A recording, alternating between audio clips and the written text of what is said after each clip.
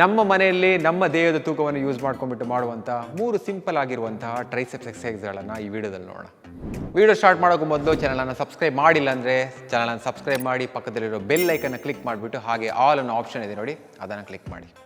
ನಾವಿವತ್ತು ಪ್ರಾಕ್ಟೀಸ್ ಮಾಡುವಂಥ 3 ಎಕ್ಸರ್ಸೈಸ್ಗಳು ಯಾವುದಪ್ಪ ಅಂದರೆ ಡೈಮಂಡ್ ಪುಷಪ್ಸ್, ಟ್ರೈಸೆಪ್ಸ್ ಎಕ್ಸ್ಟೆನ್ಷನ್ ಮತ್ತು ಟ್ರೈಸೆಪ್ಸ್ ಡಿಪ್ಸ್. ಇದರಲ್ಲಿ ಮೊದಲನೇದು ಡೈಮಂಡ್ ಪುಷಪ್ಸ್. ಮೊದಲಿಗೆ ನೀವು ಪ್ಲ್ಯಾಂಕ್ ಪೊಸಿಷನ್ಗೆ ಬರಬೇಕು. ಅದಾದಮೇಲೆ ನೀವು ವಿಡಿಯೋದಲ್ಲಿ ನೋಡ್ತಾ ಇರೋ ಹಾಗೆ ನಿಮ್ಮ ಕೈಗಳನ್ನು ಡೈಮಂಡ್ ಶೇಪಲ್ಲಿ ಪ್ಲೇಸ್ ಮಾಡಬೇಕು. ಇವಾಗ ಕ್ವಿಕ್ ಆಗಿ ಪೊಸಿಷನ್ ನೋಡ್ಕೊಳ್ಳಿ.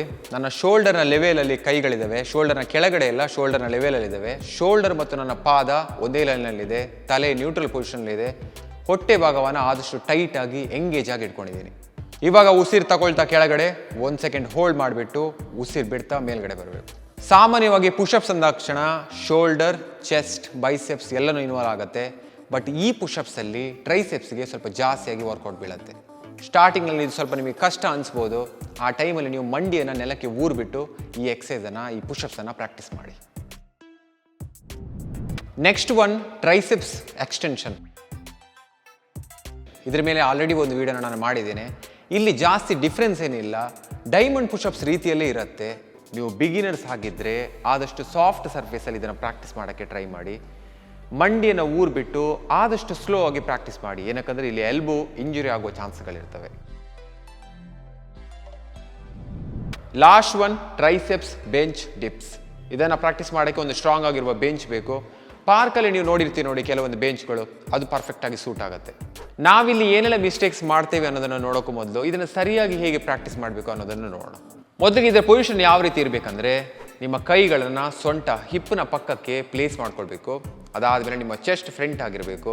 ನಿಮ್ಮ ಕಾಲುಗಳು ಜಾಸ್ತಿ ಸ್ಟ್ರೈಟ್ ಆಗಿರಬಾರ್ದು, ಮಂಡಿ ಸ್ವಲ್ಪ ಬೆಂಡ್ ಆಗಿರಲಿ. ನಿಮ್ಮ ಹ್ಯಾಮ್ಸ್ಟ್ರಿಂಗ್ ಮತ್ತು ಗ್ಲೂಟ್ಸ್ ರಿಲ್ಯಾಕ್ಸ್ ಪೊಸಿಷನಲ್ಲಿ ಇರಬೇಕು.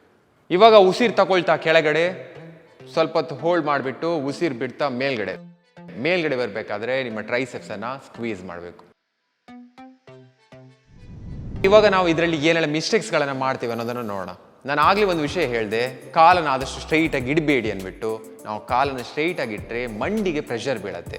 ಅದಕ್ಕೋಸ್ಕರ ನಾವು ಸ್ಟ್ರೈಟಾಗಿ ಇಡ್ಬೋದು, ಸ್ವಲ್ಪ ಬೆಂಡಾಗಿ ಇಡಬೇಕು. ಕೈಗಳನ್ನು ಸೊಂಟದ ಪಕ್ಕಕ್ಕೆ ಪ್ಲೇಸ್ ಮಾಡ್ಕೊಳ್ಬೇಕು, ತೀರಾ ಅಗಲಕ್ಕೆ ಪ್ಲೇಸ್ ಮಾಡ್ಕೊಳ್ಳೋಕ್ಕೆ ಹೋಗಬೇಡಿ.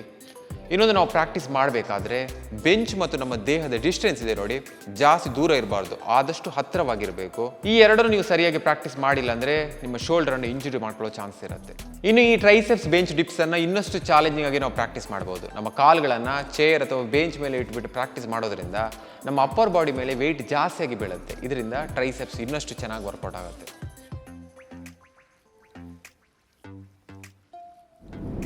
ಈ ವಿಡಿಯೋ ಇಷ್ಟ ಆದರೆ ಲೈಕ್ ಮಾಡಿ. ನಮ್ಮ ಹಳೆ ವೀಡಿಯೋಸ್ಗಳಲ್ಲಿ ನೀವು ಮಾಡಿದಂಥ ಲೈಕ್ಸ್ ಆಗಿರ್ಬೋದು, ಕಮೆಂಟ್ಸ್ ಆಗಿರ್ಬೋದು, ನನಗೆ ನಮ್ಮ ತಂಡಕ್ಕೆ ಇನ್ನಷ್ಟು ಕನ್ನಡದಲ್ಲಿ ಫಿಟ್ನೆಸ್ ರಿಲೇಟೆಡ್ ವೀಡಿಯೋಸ್ಗಳನ್ನು ಮಾಡೋಕ್ಕೆ ಮೋಟಿವೇಟ್ ಮಾಡ್ತಾ ಇದೆ. ನಿಮ್ಮ ಸಪೋರ್ಟ್, ನಿಮ್ಮ ಆಶೀರ್ವಾದ ಯಾವತ್ತೂ ನಮ್ಮ ಮೇಲೆ ಇದೇ ರೀತಿ ಇರಲಿ. ನಮಸ್ಕಾರ.